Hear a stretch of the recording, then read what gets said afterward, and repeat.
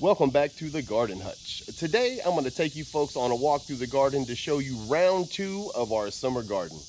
Let's get going.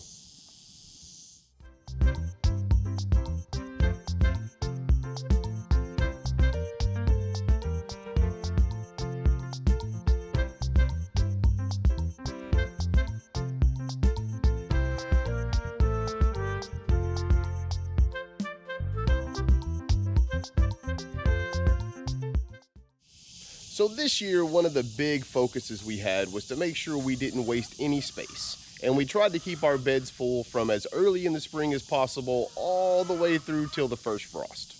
So with that being said, I kind of wanted to go through and show you how we're doing our succession planning here on the homestead this year, how we're making it through the next part of the summer, and then the plans for the fall. Before we step into the garden though, I just want to say I appreciate all you folks watching. This is way more than what we thought when we started this channel a year ago.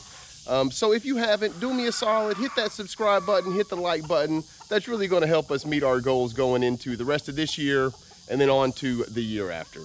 All right, with all that stuff out of the way, let's step in here and take a look.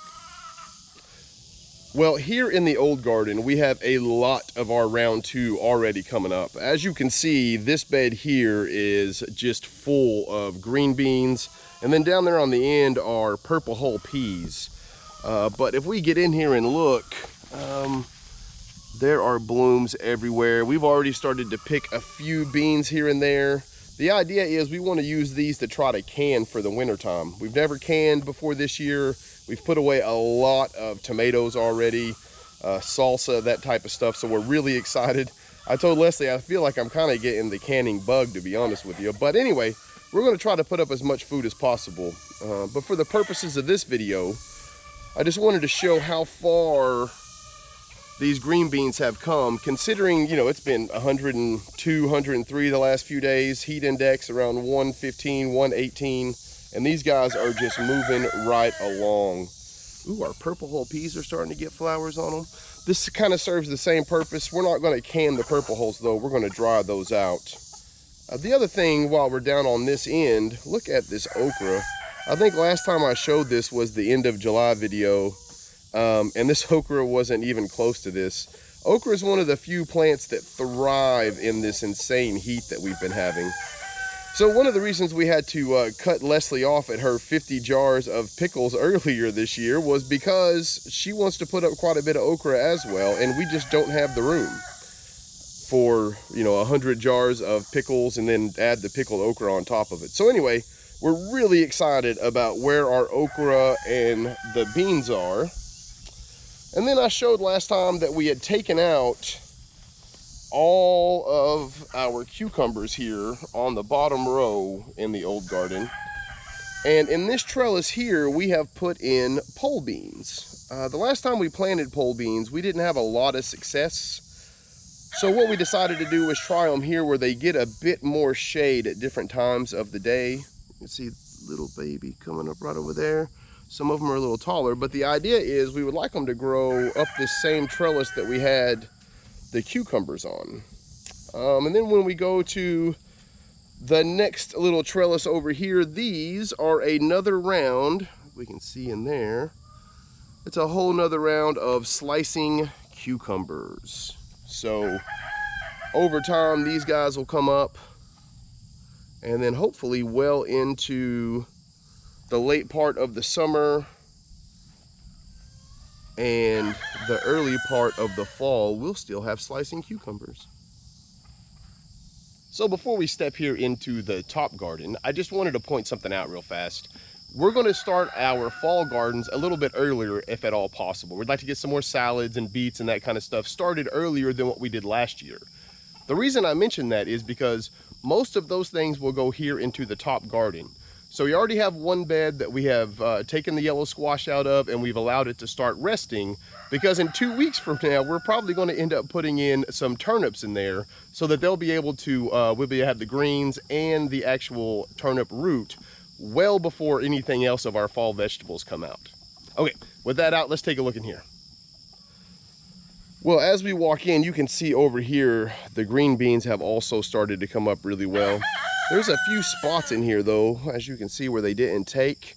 I think that's because this is fresh compost. If you'll remember, this was put in early this year, so it still has a few hot spots, I think, but that's okay, because between now and the time the carrots need to go in, I need this soil to kind of work itself out, and that way we can maximize our amount of carrots this fall. I had mentioned the bed that we are letting rest. This guy right here, we are just going to let it go. I've got some leaves that I have set aside for this part of the year. So, you know, when we do our oak leaves, we set them aside. We try to set some for the spring, summer, and the fall. I needed a bit more, so next year I'll make sure that I get a few more leaves than what I did. But anyway, I'm going to cover this bed. I watered it really well this morning. I want to cover it and just let it sit for about 2 or 3 weeks before we start putting in our beets and turnips. This and this bed here are both purple hull peas. So of course this one obviously was planted a little bit before this one. The only reason it was that way was because we were still getting the ground cherries out of this bed, and we wanted to let those guys go as long as they could. Once they were pretty much done and burned up, we went ahead and replaced them with the purple hulls. Those plants have been in the ground, the original ones, since May, and it's been a really hot summer already. I think it's been that way all over the United States, but here in 7B it has been absurd.